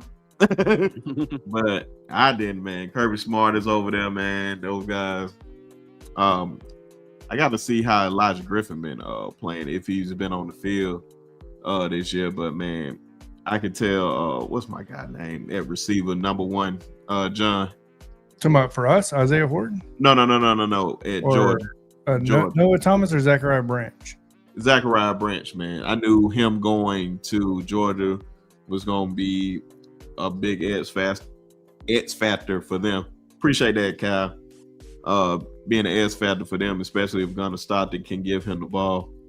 And I like Humphrey over there too, man. A lot of these guys, you got Kobe out there still. He seemed like he's definitely catching the ball this year. He may have had a lot of drops this year, but I don't want to give no type of prediction for this game yet. Still got to see how everything play out. Who's going to be healthy? Is Tim Keenan going to be back? Is Jam going to be back? It's going to be a lot of dialogue, a lot of studying that got to go into this game to see how everything going to go. But it's going to be an interesting game. Yeah, I'll give a short take on this. I want to see us continue the momentum through obviously the past 2 wins, beating Wisconsin into next week. I'm not going to drink the Alabama Kool-Aid yet. I'm not drinking this 4-2-5 defense with Kane Womack calling these plays just yet. And I'm not sold completely on Ryan Williams just yet. So I'm going to leave those opinions till next week. I really want to pay attention this week and early next week into what does the practices look like? You know what I mean? What are the reports that, like, is Tim Keenan, like you said, going to be playing? Is Jam Miller? You know what I mean? The guys that are kind of nicked and banged up. Isaiah Horton is one of those guys that have kind of been dealing with, I believe it's an ankle injury, a sprain for the past 2 weeks. You know, is he going to be completely healthy in this game? Because you're going to need it. I don't care what anybody says. It's Kirby Smart on the other sideline. Like, the dude's got dogs, period, on that defense. Just like Coach said, they're going to line up and run the ball. We have a 4-2-5 defense. Our defense has looked soft against the run. So I'm going to be highly surprised if Georgia does not bring out 11, 12, 13 personnel and go, we're about to ram it straight up your ASS. Good luck trying to stop us. Coach Shawn. Our middle linebackers give me concern. I'll just tell y'all the truth. I hadn't seen them play well all damn season. I won't lie about it. I sometimes don't give my real take on these shows because sometimes fans can't take your take. They classify you as, you know how these goofy folks is. I'll just tell you, I'm not concerned. I have a great concern with how our middle linebackers play. This is not a game we got to worry about eye discipline. This is a game where you got to have physicality. You got to have bodies. I don't like what I see from us when we line up in an odd front. It seems to me every time we in an odd front, bad things happen. Our middle linebackers are not physical enough to play in an odd front. To me, you play in an odd front. To me, you got to have some dogs back at the secondary level. And as far as your middle linebackers go, not the secondary, but the middle linebackers go, I don't like when we line up in odd fronts. I just don't like it. Right? This is not a team that's going to beat you with a bunch of eye misdirection and eye candy. No. This is a team that's going to get in the red zone, and just like John said, they're going to go heavy tight end, and they're going to run right off tackle. They're going to come right off the 2, 4, 1, 3 holes. They coming right at you, man. And I hadn't seen our middle linebacker step up all season and feel. I've seen them get pushed out of the hole. I've seen them get overrun plays. I've seen them get knocked on their ass. I have not seen physical linebacker play. Now, what helps physical linebacker play? When you have a physical zero tech, a la Tim Keenan, right? When you have a physical 3 tech, if they line up in an even front, right? I hadn't seen us stop and be physical in the front 7. I just hadn't seen it. I don't care who we played. I just hadn't seen it, brother. So they gonna test us. Now, on the other side of that, Georgia's secondary didn't impress me. Kirby's a match guy. He's a Nick Saban number 2. He's gonna match on the back end. That's what he does, right? So it's gonna be some times when they get single coverage out there, man. It's gonna be some times when that little zone that is not working. He's done it every single season, right? Mm-hmm.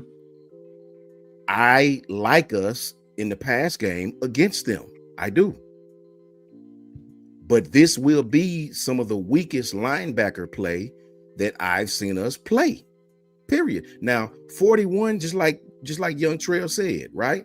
41. Now he can't cover a lick, but feeling that he's a thumper. Yeah. 41 come up in the hole, even if he missed the tackle, he come up in the hole with some aggression. You're gonna do that against Georgia. You're gonna have to do that because them dudes coming downhill, they physical in the fronts, and their offensive line is extremely physical, right? They're not gonna put the game on Gunnar Stockton to win, but they will be physical in every aspect of the offense. Don't ever think they won't. Their tight ends are physical. They love throwing mesh routes across the middle with their tight ends. So we'll see, man. We'll see. I hadn't been satisfied with what I've seen from us in the middle linebackers. I just have not. And at the end of the day, I do like us in the pass game against their secondary. Go ahead real quick, John. I do like that. My guys, I try to keep it as real as humanly possible. Yep. We can't run the ball. What the hell do you think Kirby Smart and that defense is going to do? This could end up being, in my opinion, an ugly game.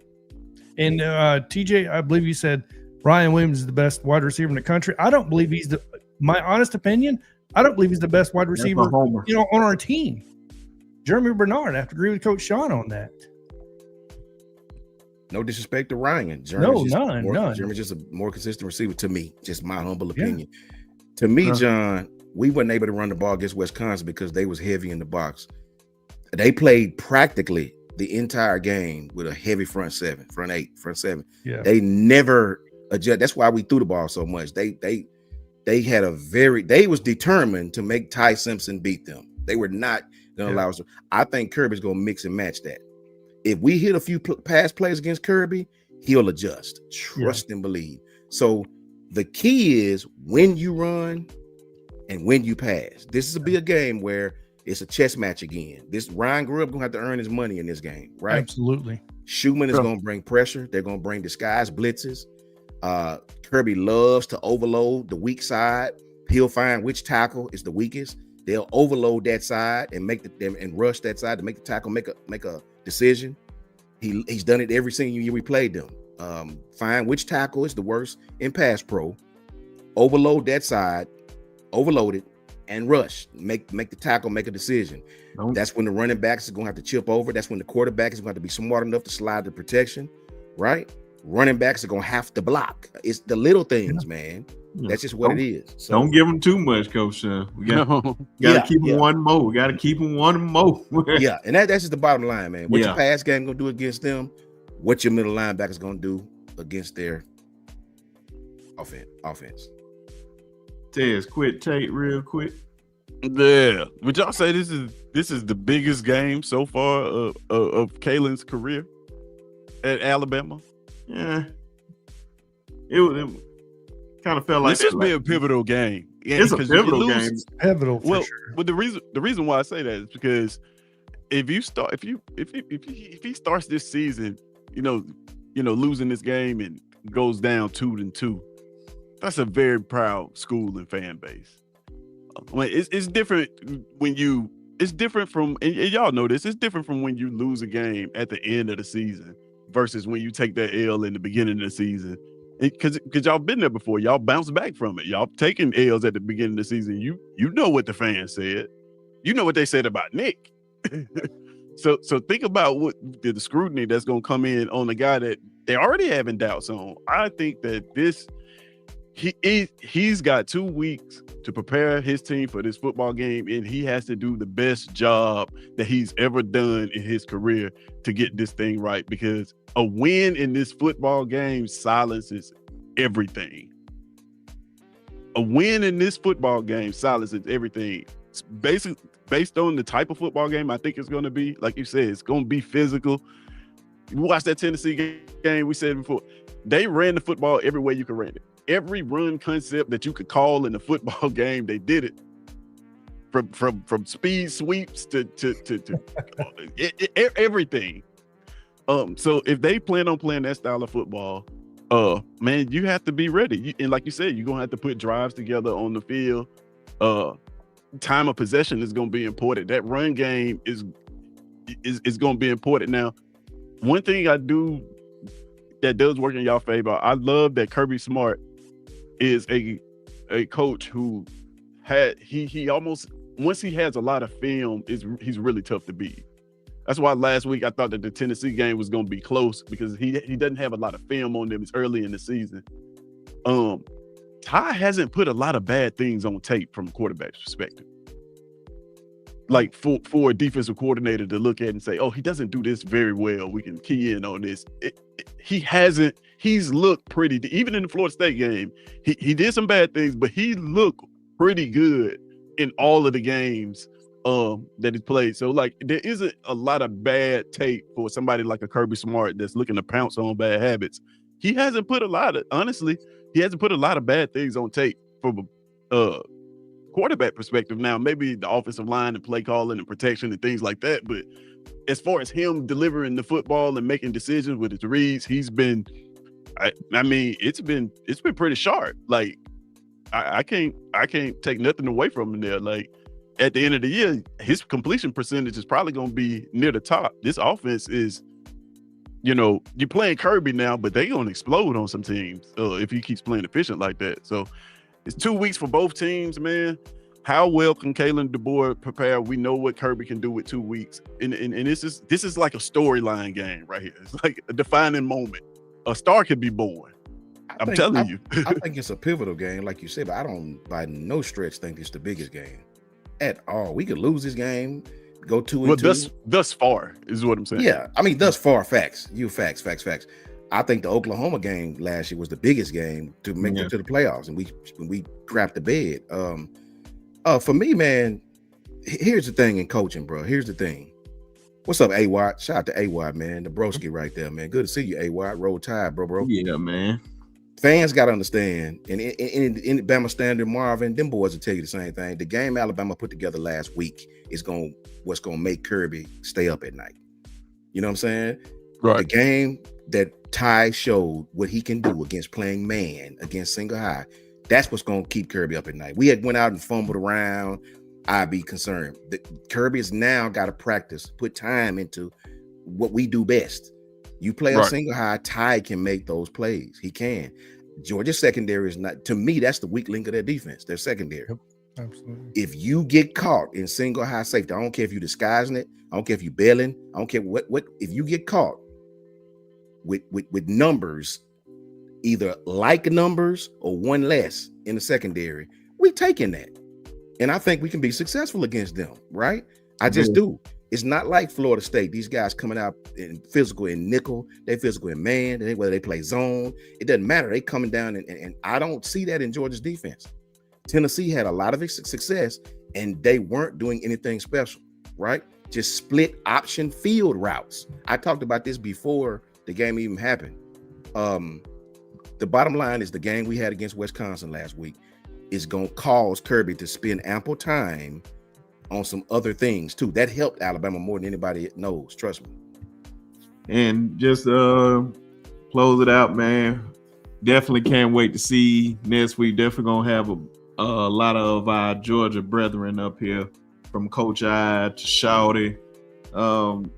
We got other guys, so we have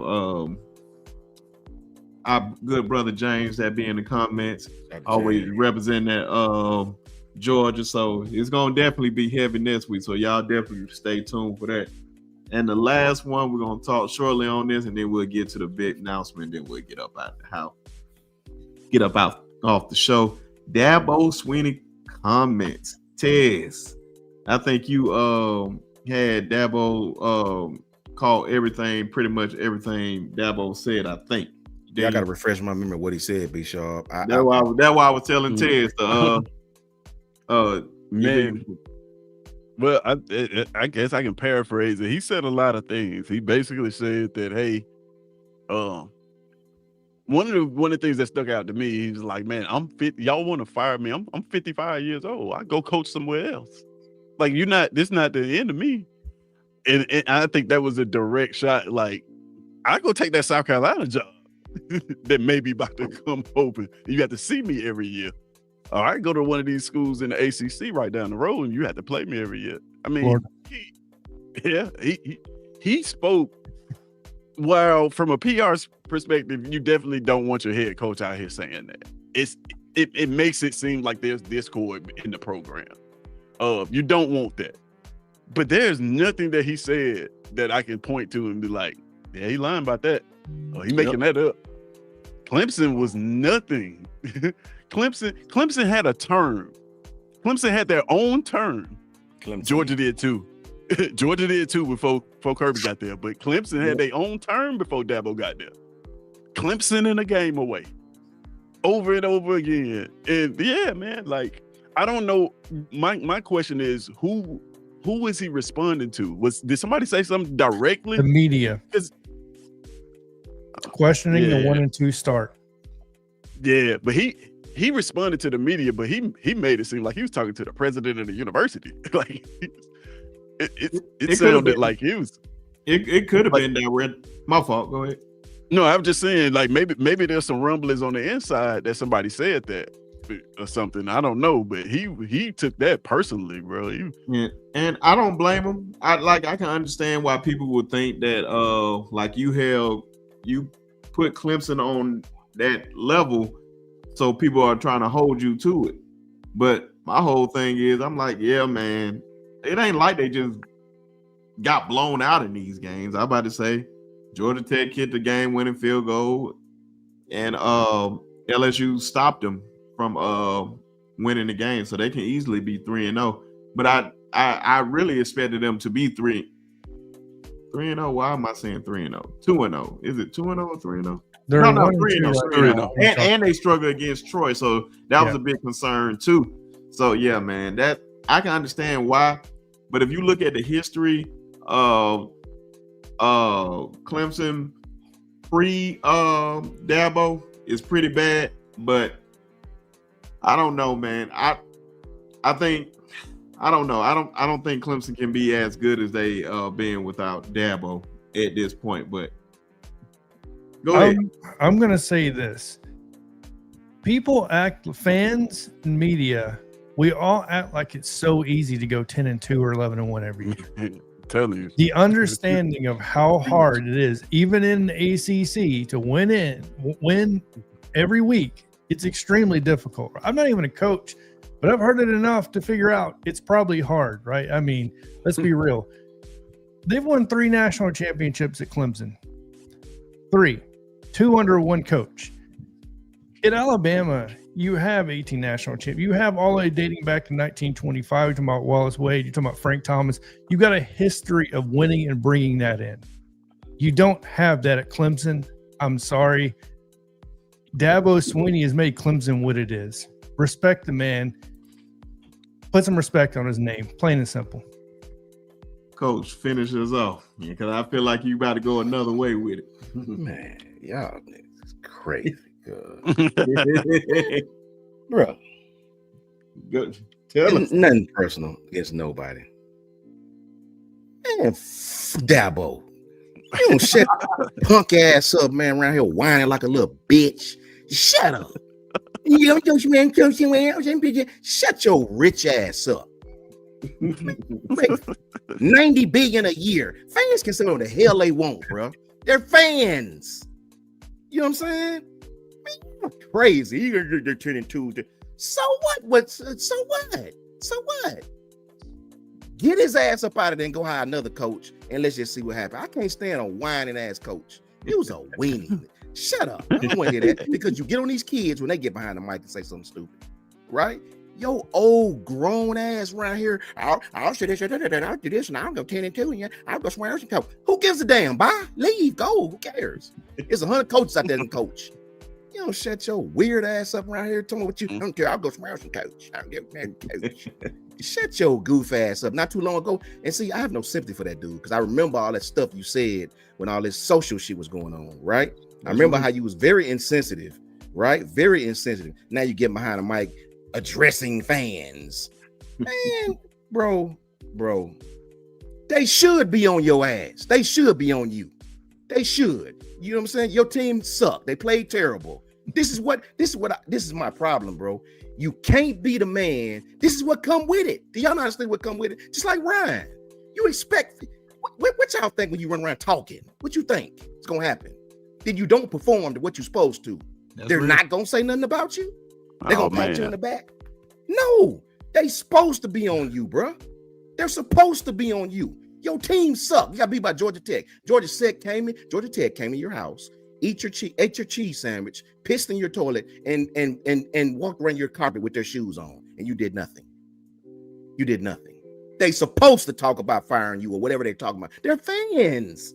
Who care what a fan say? Right?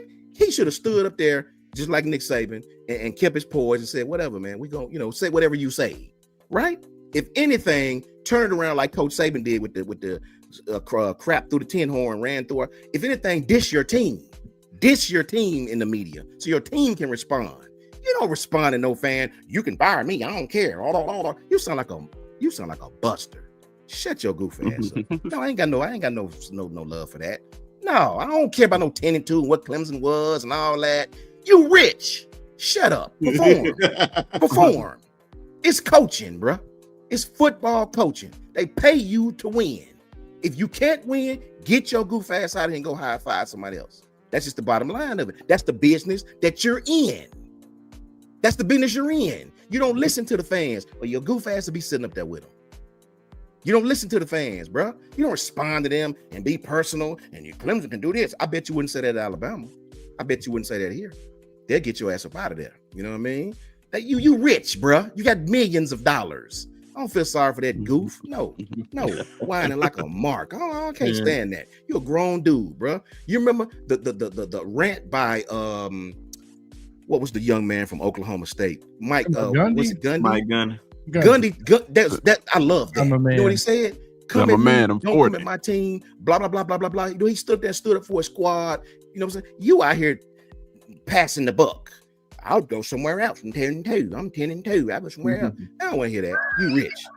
You rich. I don't want to hear that, bro. Ladies and You're a gentlemen. football coach. Coach, or get your ass out the way. Period. And this is why I went there last, because I figured it was gonna go that way. Yeah, I I figured ain't got it no was- sin for that, brother. It's just me. It don't make it right. Doesn't make it right. I just don't care what you got to say. All I care about is what you're doing on the field, right? That's all I care about. That go for any coach that's making millions of dollars. I don't feel sorry for you. Don't feel sorry for you. Now I gotta ask That's this fair. question, Coach, because I gotta look at it from every side here. That's what I do. Can we also put the same on these players that are making millions of dollars like Cade Klubnik? Yes, sir. Because that's what Okay, they love to do. I got you. They'll talk about the players in a heartbeat. Oh, it's such a he a buster. They call the players everything, man. Yeah. They talk about these young men who ain't even 21 like a dog. Yeah. But this grown old man who getting paid millions, you sit up there want some sympathy. I'll do this and great. Clemson was terrible before you got there. Great. Clemson, that's furthers my point, right? You're not that Clemson anymore. You supposed to be with you want to be mentioned with the greats. right? You're Clemson, with the little the bus and all this and all that. You got national championships under your belt. You a great program. I don't feel sorry for you. No, I'm not going to the portal. I'm stubborn. I'm not gonna get no players. I'm not gonna do this and do that. No, you're getting your ass whooped by Georgia Tech. That'd be like us getting our ass whooped by Kentucky, right? That's your fault. I don't feel sorry for that dude, man. No. Now I gotta ask one more thing to caveat. Go ahead, and then we'll get to that. No doubt. So a lot of the perception was that Dabo is defending Clemson because essentially the statement that was made was by the media responding to fan criticism as a whole.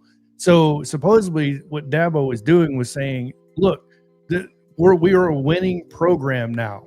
So let's lay off this, like we need to win, go undefeated every year, essentially is what he was trying to say, in my opinion, but it came out the wrong way, right? And of course, anytime you say something the wrong way, what is everybody going to do with it? Because you said it. You said it. So yes, it just looked horrible when he said it. The fact that you are Clemson, a winning program, is why you don't get your ass whooped by Georgia Tech and expect everybody to just take it and shut up about it.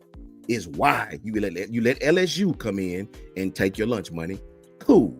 That was a great team. Okay, we can accept that. But then you go out here to Georgia Tech, to their home, and let them storm the field on you. I got no sympathy for no Alabama coach, no Clemson coach. This is what I try to tell you. I told Piano Man this the other night on the phone. You can't call yourself the standard if your ass ain't gonna live up to the standard. I don't give a damn about these excuses. I don't care. If you're not the standard, you're not a winning program, then be a regular program and go out here and do all the bullshit stuff that everybody else doing, and then we can accept that. But don't call yourself this, and then you perform down here, and now you're mad that everybody pissed off because you're not living up to it. That ain't how it go, bro. In the world, with great power comes great responsibility. If you're gonna be the man, you better walk that line. If not, this is what come with it, coach. Period. I think that's enough said. I think that's enough said. I don't know what else, man. And ladies and gentlemen, like I always tell you, man, this show is sponsored by Marty Mar's Meatloaf and Waffles, Renner Spoons. Make sure you go holler at the good old folks over there at Martin Meatloaf and Waffles and tell them Brinsky sent you, and tell them to give you the house special. But man, I don't know what else to say about that. I tried to make light of it, man, but so you just got to calm it down. Coaches, though, bro, ain't you tired of these coaches with these excuses and all this and you want to beat up the kids, but you're scared to beat up the coach? No, bro, I just don't got no tolerance for that, bro. I just don't, bro. I don't understand how people even move like that, man. You the leader. That's just it's your program, bro. You lost, okay. Ladies and gentlemen, I know y'all been waiting all show for this. It's an hour and about to be 48 minutes into the show. Finally got the okay, so definitely I know Coach Shawn would definitely be on for this one. But we got a major show next week. We're gonna have one of our commits come on the show, not just any commit, Mr. 5-star himself, Xavier Griffin and his mama coming on the show next week. Can't wait to see that. We'll be here next Wednesday, 6 o'clock. Can't wait to talk to Mr. 5-star himself. I know rivals I don't know what they're doing with these rankings, man, because these rankings are just horrible that they doing on their side. But Mr. 5-star is Xavier Griffin and his mom, because I wanted his mom to be on here too.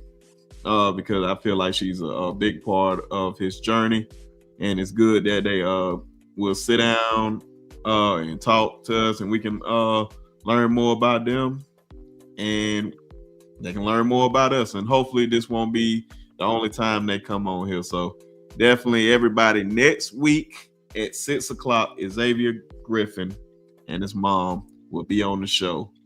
So yeah, man, that was the big announcement. So got that confirmation on that. So moving on up. Hey, man, we trying to do some big things, man. We trying to do some big things, man. Trying to get to know good people, and I think they are good people. That's why I reached out to them. So can't wait for it, man. So definitely See y'all next week for that. I'm gonna let the brothers shout out their channel, and we gonna get up out of here. So I'm on the Bama Standard, but launching today, not to announce something else on top of that. No, please. We haven't got any content put out yet, but me, Coach Carl, and then obviously Brinsky will be a part of that. Hopefully Coach Shawn, Tez, everybody in here could be a part of that. The recruiting standard, where we're going to be going around and looking at primarily recruits 5A and under, right? Highlighting these guys that deserve the highlights, whether you're a 5-star or a no star, right? So if you ballin', plain and simple, we want to put you out there, give you that exposure. But the recruiting standard is going to be the YouTube channel name. I already got the X account up. That one's going to be same thing, the recruiting standard. So yeah, other than that, Bama Standard Network. Appreciate it. Coach Shawn, obviously, Brinsky, Tez, everybody in the chat, Kimberly, Susan, Latoya, everybody, right? So Lisa got on here and became a member. All y'all, shout out to everybody in the comment section. Otherwise, we wouldn't be doing this. I know I wouldn't be doing it, right? So I love the interaction and all the love and all that great stuff. So roll tide. Appreciate you, brother. Yeah, it's Tez. At SAC Season, man. Y'all can find me at SAC Season here on YouTube. You can find me there on Twitter too. On the road to 100 subscribers. Come check us out Tuesday. Yeah, check us out, man. I appreciate y'all that did sub. Come check us out, man. Tuesdays is the most credible ranking on the internet. Not the ones you see on Twitter. Not the ones you see from some random people who just giving their opinion because this team always been good. No, this is a ranking that it consists of what you put on the field. So yeah, come check us out Tuesdays, man. We have a lot of fun doing that. Got a lot of more stuff coming too, man. I appreciate y'all. Always a pleasure to talk football with my guys. And what F I'm talking about, man.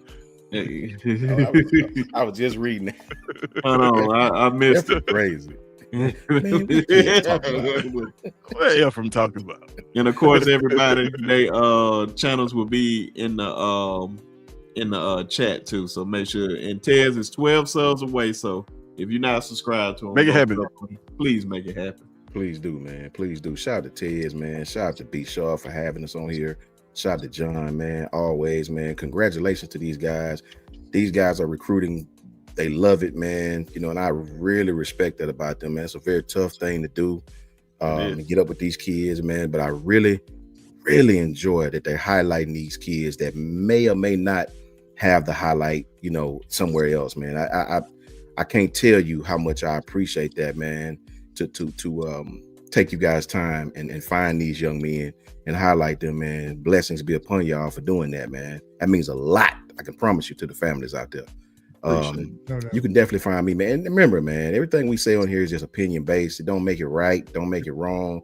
It's just us talking football, man. We all have our opinions on things and reasons why we feel the way we feel. That's all it is, man. That's all it is. No, peace, brother. Peace. You know what I'm saying? You can definitely find me at JMHO, just my humble opinion. Sports, JMHO Sports Talk. JMHO Sports Talk, right there at the bottom of the screen.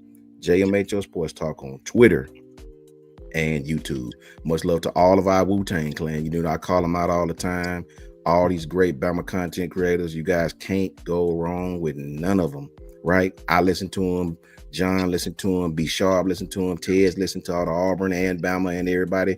You can't go wrong. Sub to Tez channel and roll tide to everybody who tapped in with us tonight, man. I appreciate all of you. And oh yeah, man. That was it, man. Appreciate everybody in here. I need a gang of y'all over here next week, man, just to show Xavier some love and his mom. Let them know how much we appreciate them. Just seeing the boy come home, man. Just good to see me. I love to keep our guys that's from here in state. And so good to see he's staying home. So we gotta show that love back, man. Definitely come over here and let them know how much you appreciate them. Staying home and everything, and like I said, subscribe to Tez channel so we can get them over 100.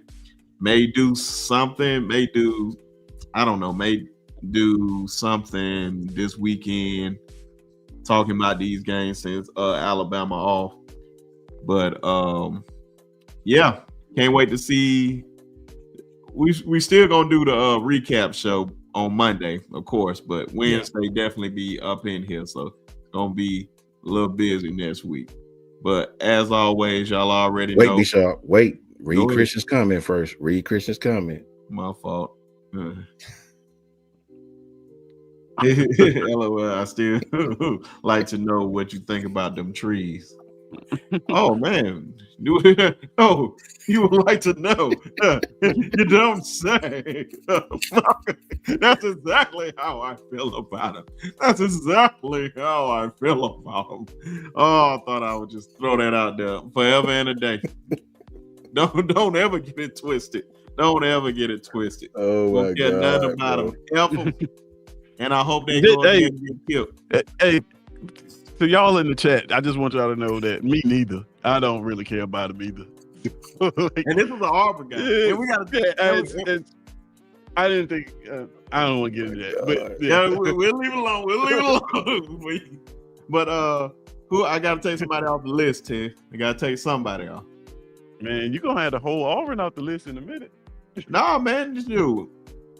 It's a lot of people I like in Auburn. I just don't like Auburn. Shout out to Nick too. Shout out to Nick. Shout out to Nick, man. Water Cool Sports. Shout out to Nick. Facts. Yeah. Did you take? Is Chris Porter still on the list? Did you take him off already? Well, we'll take him off then. We'll take him off. So, like I said, man, we'll catch y'all on the next one. But y'all definitely catch Piano Man in the morning at 8 a.m. Facts. Yep. Always showing love. He is dedicated every morning, 8 a.m. My man is retired. So definitely y'all go in there, show him some love, hit that like and subscribe button. Get him to 400. So catch y'all in the morning and roll down.